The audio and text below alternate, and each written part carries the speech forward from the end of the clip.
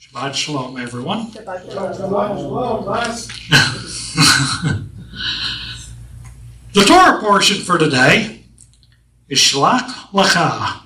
Shalach means send, away, forth, or out. Lacha is to you or for you. In this case, send for yourself spies. Torah portion is Numbers 13, 1 to 15:41. Numbers 13, 1 to 3. Adonai spoke to Moses, saying, "Send some men on your behalf to investigate the land of Canaan, which I am giving to Bnei Israel. Each man you are to send shall be a prince of the tribe of his fathers, a man from each tribe." So according to the word of Adonai, Moses sent them from the wilderness of Paran. All the men were princes of Bnei Israel. In the last parashah, the people arrived at the wilderness of Paran. It is here Adonai said to send in spies. But compare this to Deuteronomy 1, 20 to 23. I, Moses speaking, said to you, You have come to the hill country of the Amorites, which Adonai your God is giving to us. Our God is giving to us. See, Adonai your God has sent the land before you. Go up, take possession, as Adonai, God of your fathers, has promised you. Do not be afraid or discouraged.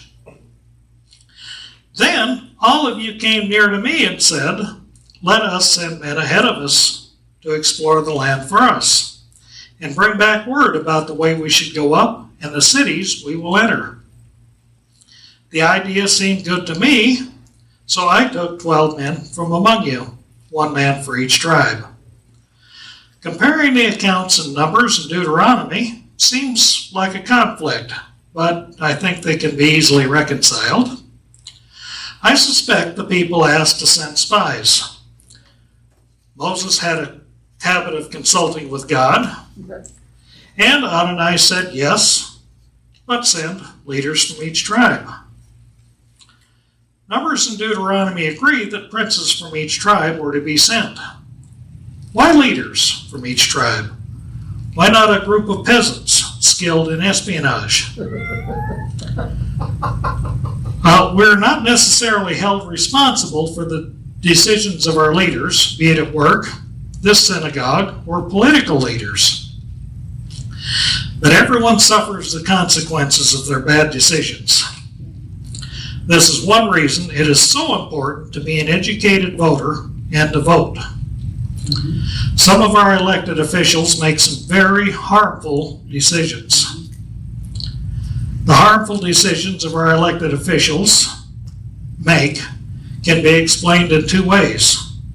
Either they are completely incompetent, or it is their deliberate desire to make the United States a third world country. Voting against either agenda is crucial. Numbers 13, 4 to 15 gives the names of the leaders from each tribe who was sent. 2 stand out. From the tribe of Judah, Caleb, son of Jephunneh. From the tribe of Ephraim, Hoshea, son of Nun. Numbers 13, 16. These are the names of the men Moses sent to investigate the land. Now he gave Hoshea, son of Nun, the name Joshua. Moses told them to go, where to go, and some things they should scope out. Numbers 13, 17 to 20. And he sent them to explore the land of Canaan. He said to them, Go up there through the Negev, then go up into the hill country. See what the land is like, and the people living there, whether they might be strong or weak, few or many. In what kind of land are they living? Is it good or bad? What about the cities in which they are living? Are they unwalled, or do they have fortifications? How is the soil, fertile or poor? Are there trees on it or not? Do your best to bring back some fruit of the land. It was the season for the first ripe grapes. My comment, that would have been late June or early July. According to tradition, the spies returned 40 days later on Tish B'Av, or the 9th of the month of Av. This year, that falls on July 27th. Numbers 13, 21 to 25 states where they went and what they saw. They returned in 40 days. Numbers 13, 26 to 29 is the report from the spies. And Yaakov read this morning. The land is wonderful. It is indeed a land of milk and honey. Here is some of the fruit. The people are big and powerful. The cities are fortified and large. We saw sons of Anak. We saw Amalek, Hittites, Jebusites, Amalekites, and Canaanites. We even saw the boogeyman. Okay, I made that up. Scripture does not mention the boogeyman. The people believe the doom and gloom. We are fortunate today as we do not have anyone pushing doom and gloom. We would not fall for it anyway. It is unheard of, or is it? How many of these have we fallen for over the years? Some of us may recall the 70s when Jimmy Carter told us we'd used up all the oil. He put on a sweater and sat in front of the fireplace, imitating Socialist Roosevelt's fireside chats. It turns out there's plenty of oil, but the problem is government-caused shortages. Yes. In the 70s, the socialists used the oil shortage to gain control. One of their actions was to impose a national speed limit of 55 miles an hour, a matter previously left to the states. The next one I recall is AIDS. We're all going to die. It turned out AIDS only seemed to affect people who behaved badly. Somewhere in there were swine flu and H1N1 and other things that were going to kill us all. Obama bin Laden told us the stagnant economy under his leadership was the new normal. Just get used to it, learn to like it. The economy since soared under a different leader. There's fear-mongering about global warming. It must have been 3 or 4 years ago, a congressman told us unless we did something immediately, global warming would wipe out the earth in 12 years. Meanwhile, the same fools gave China 20 years to start reducing their carbon emissions. So 8 years after the world ends, China should start cleaning up their mess. Makes perfect sense to me. Another recent one was the Chinese Wuhan virus. We're all going to die. Masks are not effective. Masks are required. 2 are recommended. Get a vaccine. 1 is not enough. Get 2 vaccines. Get a booster annually. No. Everything the government deemed not essential was shut down. Personally, I have problems with the government deciding what business is essential and what business is not. Including churches. Casinos and bars were allowed to open before churches and synagogues. The socialist Stalin would be proud of our management of this crisis. Then there was monkeypox, and we were all urged to get vaccinated, even though it only affected people who behaved badly. Doom and gloom is live and well among us today. We have probably fallen for at least one of these. After seeing several of God's miracles, to include wiping out the largest army on earth, the 10 spies were fearful. Most of the people believed the 10 spies, which is only human nature. Just remember, we all fell for at least some of the things above. Numbers 14, 1-4. All through that night, the entire community raised up their voices. The people wept. All B'nai Yisrael grumbled against Moses and Aaron, and the whole community said, "If only we had died in Egypt. If only we had died in this wilderness. Why is Adonai bringing us to this land to fall by the sword? Our wives and children will be like plunder. Would it not be better for us to return to Egypt? They said to one another, let us choose a leader and let us go back to Egypt.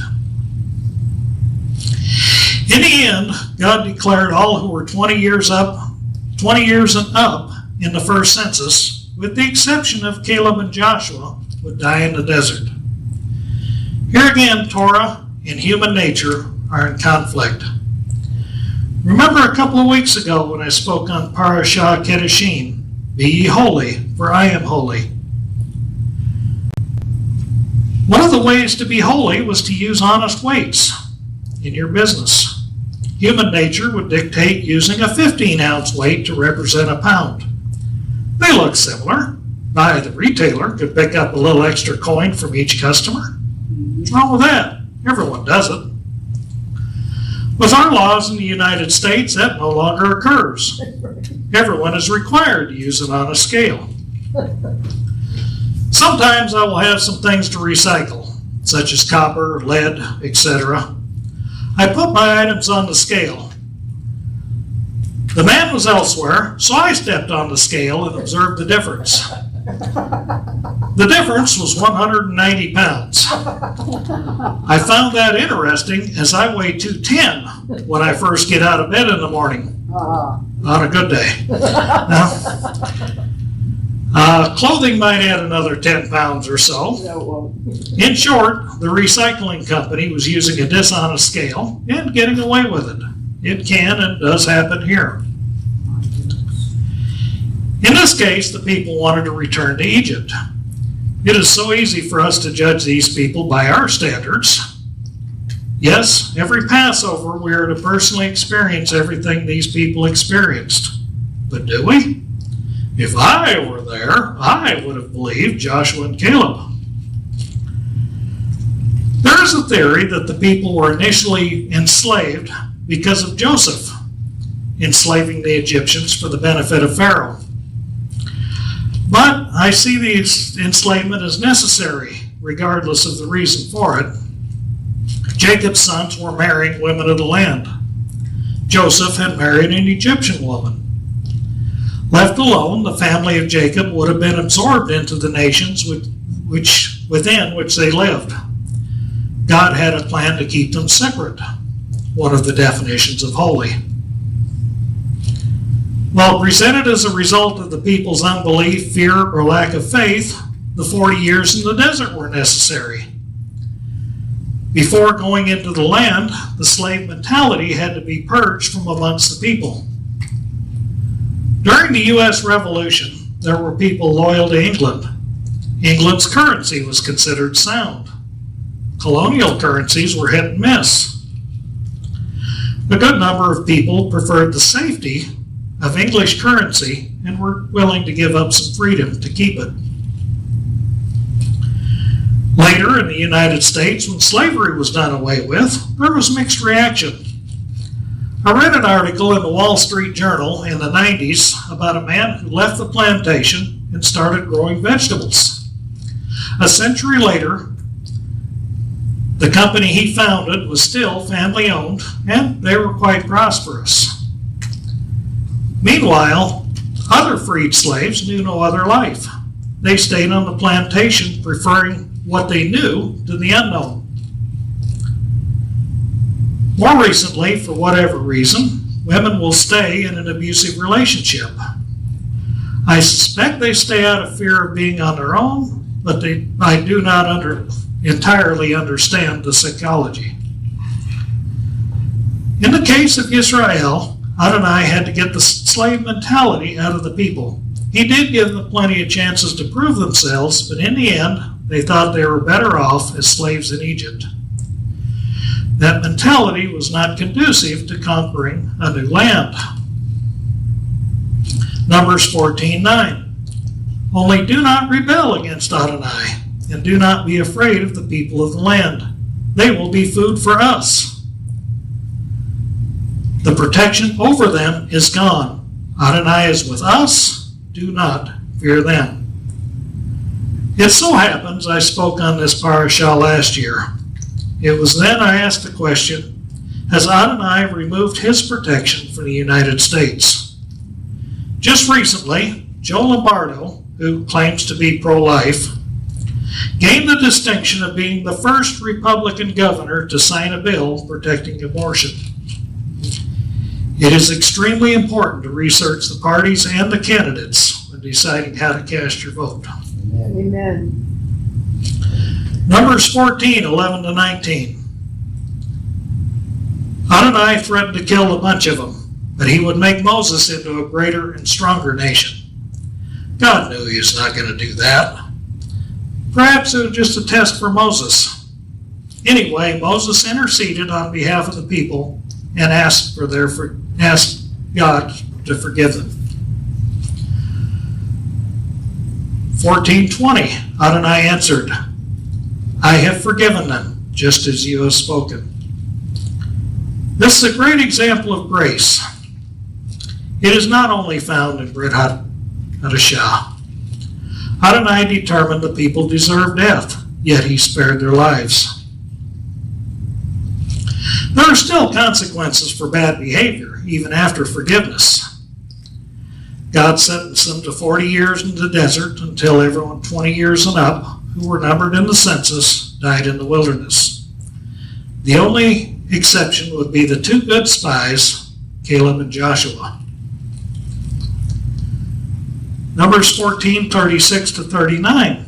Then the men whom Moses sent to explore the land, who had returned and caused the whole community to grumble against him by spreading a bad report about the land, these men, spreading the bad report about the land, died of the plague in Adonai's presence. Of those men who had gone to explore the land, only Joshua, son of Nun, Caleb, son of Jephunneh, survived. In the following verses, the people tried to correct their wrongdoings by their own efforts. Wrong answer. Thank you for playing. Adonai had already told them what would have to happen. Yet they took matters into their own hands. Numbers 14, 39 to 45. When Moses related these things to all of Bnei Israel, the people mourned bitterly. They rose the next morning and went up to the high mountain, saying, Look, let us go to the place which Adonai promised, for we have sinned. But Moses said, Why are you disobeying the mouth of Adonai? That will never succeed. You should not go up, because Adonai will not be among you, and you will be defeated before your enemies. For the Amalekites and Canaanites are there in front of you, and you will fall by the sword. Adonai will not be with you, because you turned away from following Adonai. But presumptuously they went up to the high mountain country, though neither the ark of Adonai's covenant nor Moses moved from within the camp. The Amalekites and Canaanites living in the mountain country came down, attacked them, and beat them down all the way to Hormah. So they left the covering of their leadership, and it turned out badly. Let us skip ahead to the Haftorah portion for today. We're also dealing with spies, but with a very different result. Joshua 2, 1 to 24. Then Joshua, son of Nun, secretly sent out 2 spies from Shittim, saying, Go explore the land, especially Jericho. So they went and came to the house of a prostitute whose name was Rahab, and lodged there. The king of Jericho was told, Some men from Bnei Israel have just come here tonight to spy out the land.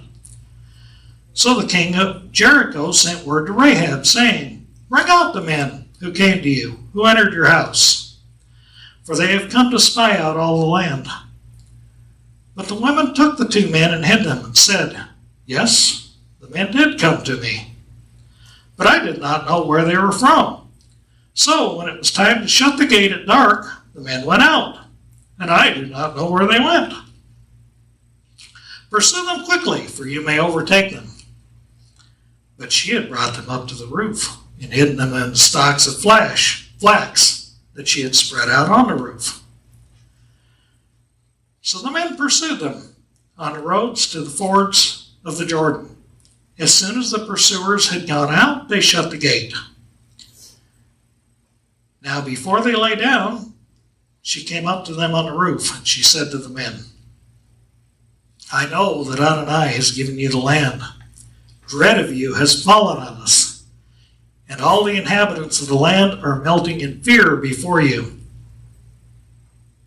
For we have heard how Adonai dried up the water of the Sea of Reeds before you when you came out of Egypt, and what you did to the 2 kings of the Amorites who were beyond the Jordan, to Sihon and Og, whom you utterly destroyed. When we heard about it, our hearts melted, and no spirit remained any more in anyone because of you. For Adonai, your God, He is God, in heaven above and on earth beneath. Amen. That statement stands out because gods at that time were geographical. Our God never was, but other gods were. Perhaps Rahab did not know much about Adonai, but she did recognize He is not limited by geography or anything else. So now, please swear to me by Adonai, since I have dealt kindly with you, that you also will deal kindly with my father's house. Give me a true sign that you will spare the lives of my father, my mother, and my brothers, my sisters, and all who belong to them, and save our lives from death. For her faith, or trust, in Adonai, Rahab is mentioned in Hebrews 11:30-31, New American Standard Bible, and other versions as well. By faith, the walls of Jericho fell down after the Israelites had marched around them for 7 days. By faith, the prostitute Rahab did not perish along with those who were disobedient after she had welcomed the spies in peace. The men said to her, Our life for yours, if you do not report this business of ours. Then it will be, when Adonai gives us the land, that we will deal kindly and loyally with you. So she lowered them down by a rope through the window, for her house was in the wall. She was living in the wall. Then she said to them, Go to the hill country, lest the pursuers meet you, and hide yourselves there for 3 days until the pursuers return. Afterward, you may go your way.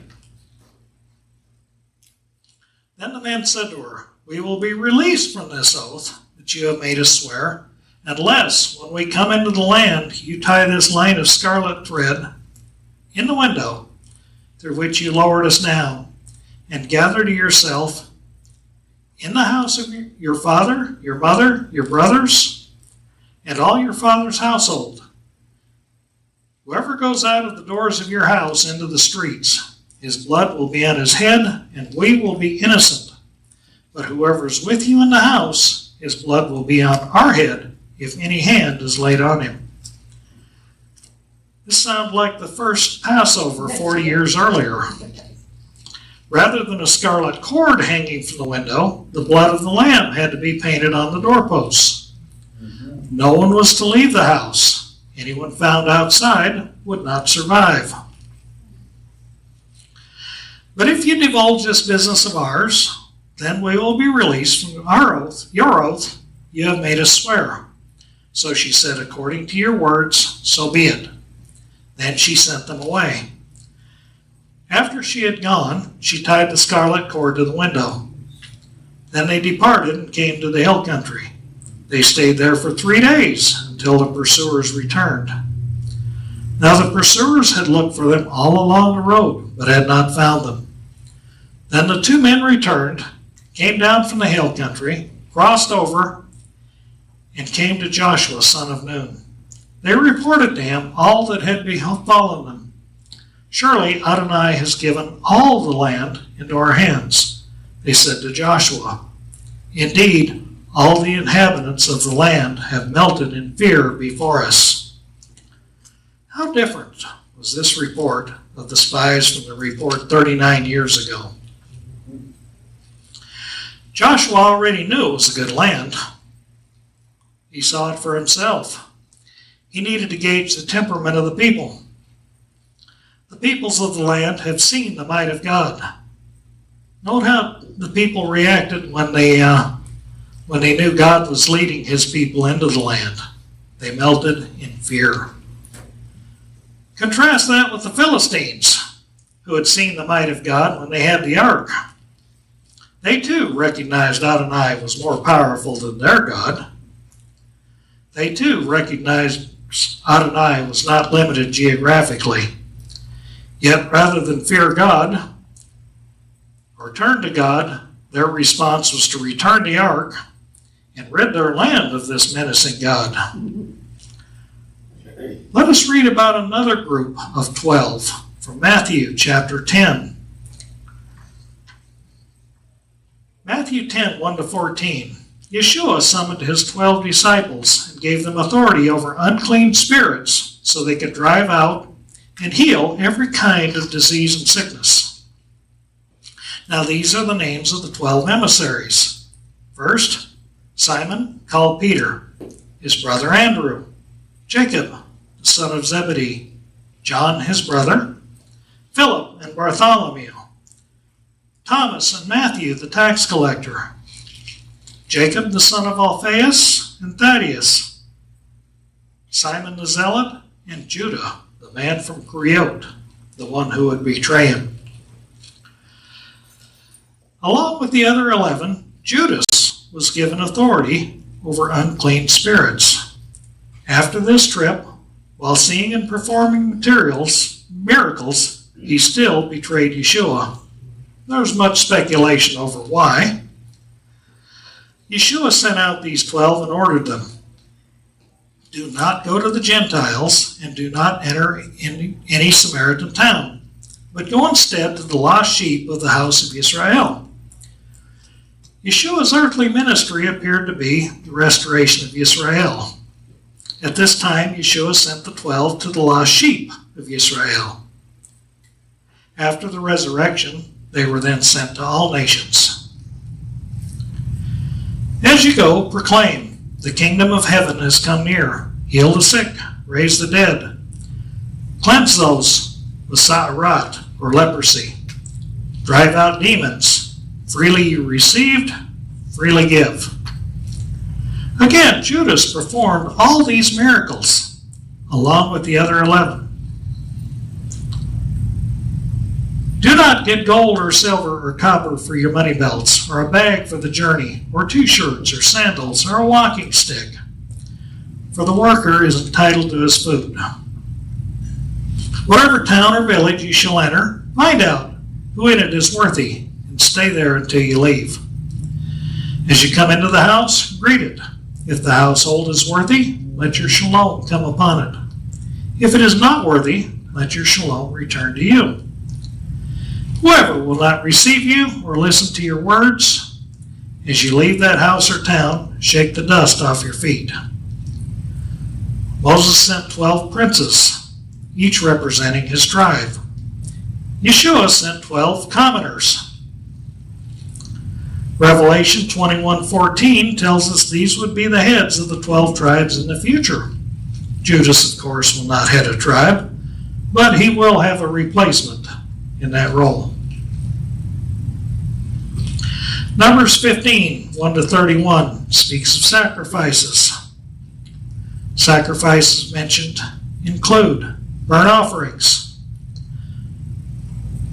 to propitiate for sin in general, signifies complete dedication and consecration to God, signifies Yeshua's complete dedication of his life to God, and signifies complete dedication of the believer's life to God. And a grain offering signifies the perfect humanity of Yeshua. The absence of leaven symbolizes his absence of sin. The accompanying oil symbolizes the Holy Spirit. There's an offering for unintentionally failing to keep any of these mitzvot. There are rules for the whole community's failure and rules for one individual who unintentionally sins. A person who sins defiantly is to be cut off from his people. I do not believe that means an occasional slip-up, We all do that. It just means doing something we know is wrong, and we will just continue without repentance. Following this, Numbers 15:32-36 is the account of a man found gathering wood on Shabbat. Those who found him took the man to Moses. Moses consulted God. God said the man was to be stoned. And they're not talking about the way people get stoned today. This was different.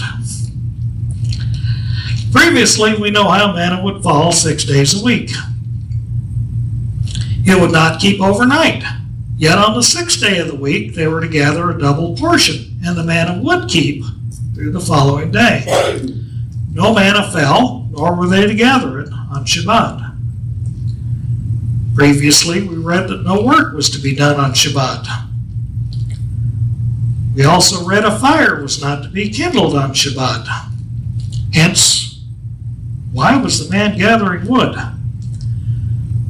With what we just read about defiantly sinning, recalling some of the rules regarding Shabbat, the example of the manna, and God's judgment, we must conclude the man defiantly chose to disobey. Numbers 15 in this parashah ends with verses 37-41. And Yaakov read that this morning. Adonai spoke to Moses, saying, "Speak to Bnei Israel. Say to them they are to make for themselves tzitzit on the corners of their garment throughout their generations. And they are to put a blue cord on each tzitzit. It will be your own tzitzit. So whenever you look at them, you will remember all the mitzvot of Adonai and do them, and not go spying out after your own hearts and your own eyes, prostituting yourselves. This way you will remember and obey all my mitzvot, and you will be holy to your God. I am Adonai your God. I brought you out of the land of Egypt to be your God. I am Adonai your God." The word tzitzit is translated springes. It refers to the strings attached to the corners of the talit or Jewish prayer shawl. Note it says to tie the tzitzit on the corners of your garments. The nature of garments changed to robes, pants, shirts, etc., and no longer had corners. So the rabbis developed the prayer shawl or talit. A talit is especially worn during prayer. They do make a talit katan. Katan is small, in case someone wants to wear tzitzit all day. It is a four-cornered shirt to which tzitzit will be tied. It is then worn under a regular outer shirt, and the tzitzit are allowed to hang down. Some non-Jewish believers have been known to tie tzitzit to belt loops. While it looks good, it is not appropriate, as they are not tied to corners of a garment. If you feel called to wear tzitzit, please do it properly. Yeshua may have, at least sometimes, worn tzitzit while out and about as part of a four-cornered jacket. Matthew 9:20-22, Berean Study Bible. Suddenly, a woman who had suffered from bleeding for 12 years came up behind him and touched the fringe, or tzitzit, of his cloak.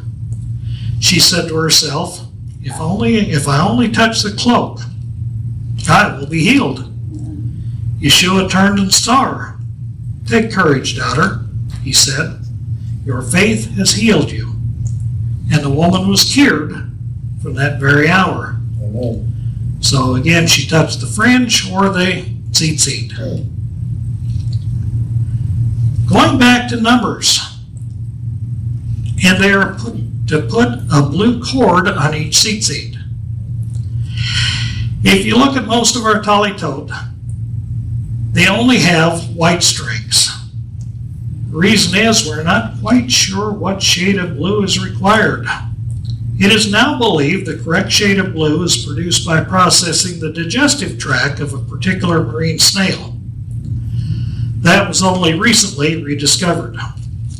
It will take some time for this to be verified and to start seeing kosher blue threads if this is indeed the correct blue. Back to numbers. So whenever you look at them, they're to be seen, so it is not appropriate to wear a tallit at night because the tzitzit are not easily seen.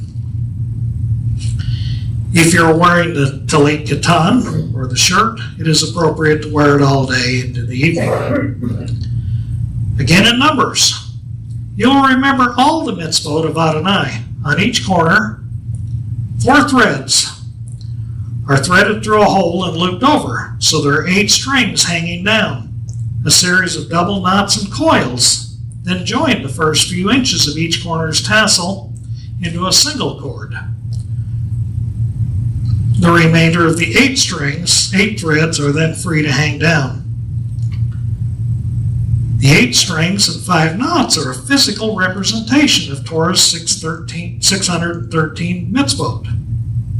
How, you may ask? Each letter in the Hebrew alphabet has a corresponding numerical value, and gematria is the study of that. The numerical values of the 5 letters that comprise the Hebrew word tzitzit add up to 600. Add the 8 strings and 5 knots of each tassel, the total is 613. So we spoke of many things. Moses sent in 12 spies. Even Moses asked them to determine whether the people were strong or weak. What difference does that make? Moses and the 12 spies all witnessed the greatest army of earth at the time wiped out in minutes. It appears at this time even Moses was planning to act in his own strength. Another takeaway is the majority is not always right. When Joshua sent the 2 spies, probably men he knew he could trust, he was mainly concerned with the temperament of the people. When he had heard they were very afraid of Bnei Israel coming into the land, that seemed to be all he needed to hear. We compared the 12 spies to the 12 emissaries Yeshua sent out. Acting under Yeshua's direction and in the power of the Holy Spirit, they were successful. Even Judas was successful, even though he failed miserably later on. We spoke of how a couple of the sacrifices mentioned point to Yeshua. With reference to intentional and unintentional sin, we realize, or should realize, no one can be justified by keeping Torah. Yeshua was not made righteous by keeping Torah. He did keep Torah perfectly, but he was only able to do it because he was already righteous. We spoke of the case of the man who gathered sticks on Shabbat. Right after this sin, we are told to wear tzitzit to help us remember the 613 mitzvot. Along those lines, the kippah is not biblical, but it is to remind us of God above us. If you're trying to justify yourself by keeping Torah, you cannot do it. We all need Yeshua.